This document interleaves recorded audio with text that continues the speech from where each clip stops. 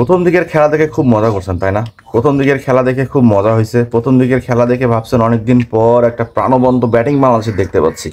কারণ এই যে আমাদের তানজিদ তামিম এবং ইয়ং, আমাদের ইমন এত ভালো একটা ওপেনিং পার্টনারশিপ করলো বা এত দুরন্ত একটা সূচনা করলো, যেটা দেখে হয়তো আপনারা ভাবছেন যে বাংলাদেশের ব্যাটাররা কি একেবারে প্রতিশোধের নেশায় বা ন্যাংটা না হওয়ার নেশায় আছে বা ইজ্জত বাঁচানোর লড়াই করতেছে।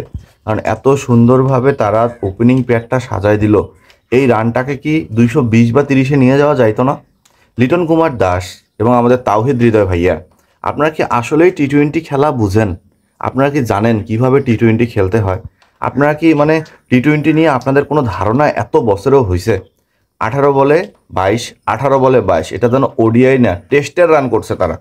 যদি তাদের রানটা 18 বলে 40 হইতো বা 45 হইতো, তাহলে আমার তো মনে হয় রানের চাকা আরও ভরভর করে 220-30 রান হইতো, যেখানটায় বাংলাদেশ মার খেয়ে গেছে রে ভাইয়া।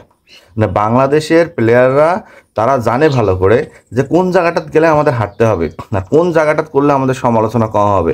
তো এই যে 197 রান করার মতো ডিপেন্ডেবল বোলার আমাদেরকে নাই, আপনারা কি হারে হারে বুঝতেছেন মুস্তাফিজ এবং তাসকিনের মর্মটা?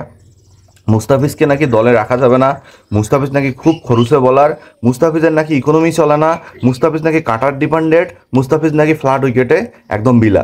আপনারাই বলেন, আপনারা বলেন। কিন্তু ডেট ওভারে গিয়ে সেই মুস্তাফিজকে কালকে কতটা মিস করছে এটা আপনারা তো জানেন ভালো করে।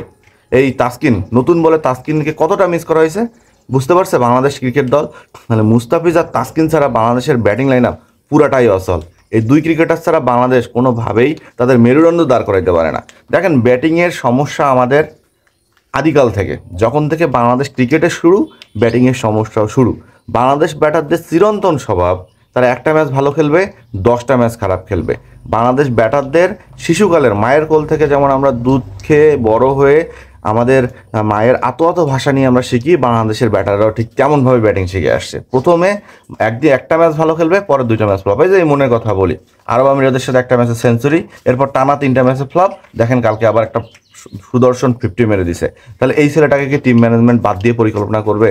কখনোই করবে না। কিন্তু রেগুলার যে একটা ব্যাপার আছে না, প্রত্যেকটা ইনিংসে 40, এবার 50, হ্যাঁ এবার 70, এরকম একটা রানের একটা যে নেশা থাকবে না, বাংলাদেশ ব্যাটারদের সেটা নাই। কারণ ওই যে একটা ম্যাচ ভালো খেলবো, পরে 10টা ম্যাচ আমি ফিক্সড প্ল্যানের মধ্যে।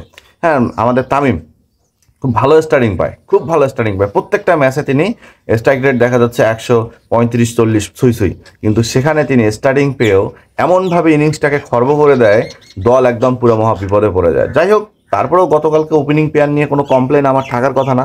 এটা হয়তো আপনারাও দ্বিমত পোষণ করবেন যে ওপেনিং খুবই ভালো খেলছে, কিন্তু মিডল অর্ডারে গিয়ে টি-20তে মিডল অর্ডার বলে যে একটা খুব গুরুত্বপূর্ণ জায়গা আছে, বাংলাদেশ মানে এটা ভুলে গেছে।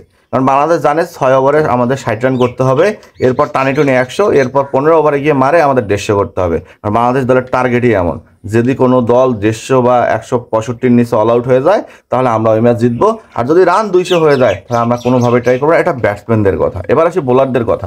বোলাররা, বাংলাদেশের বোলাররা নাকি রত্ন। সেখানে মুস্তাফিজকে আউট করে দেন, তাসকিনকে আউট করে দেন, খরুসে, মিরাজও খরুসে, সবাই অভিজ্ঞ বোলার নাকি খরুসে। তরুণ যারা আসতেছে তারা নাকি অবস্থা খারাপ।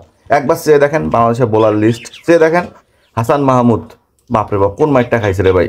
হ্যাঁ, খালেদ আহমেদ, ডেবু ছেলেটা, ডেবু, অবস্থা খারাপ। এরপর কি তানজিন সাকিব, খুব হিরোগিরি দেখায়, খুব হিরো আমাদের, তাকে নিয়ে আমরা খুব গর্ব করি। আসলেই তিনি ভালো বোলার। হ্যাঁ, বলতে পারেন ভাইয়া একটা দিন খারাপ হয়েছে এই জন্য গালিগালাজ করতেছেন, না রে ভাইয়া, একটা দিন খারাপ করে নাই, পুরা সিরিজটায় তার ইকোনমি এটাই ছিল।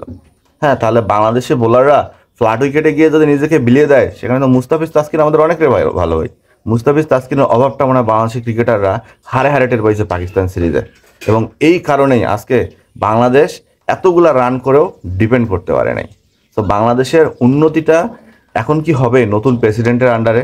বুলবুল ভাই কি আসলেই আমাদেরকে উদ্ধার করবে আফগানিস্তানের মতো, নাকি ফারুক ভাইয়ের মতো বাকিটা ডুবে চলে যাবে? দেখা যাক বাংলাদেশের ভবিষ্যৎ কোথায় গিয়ে দাঁড়ায়। স্যার, আনোয়ারে যারা দেখছেন সাবস্ক্রাইব করতে ভুলেন না।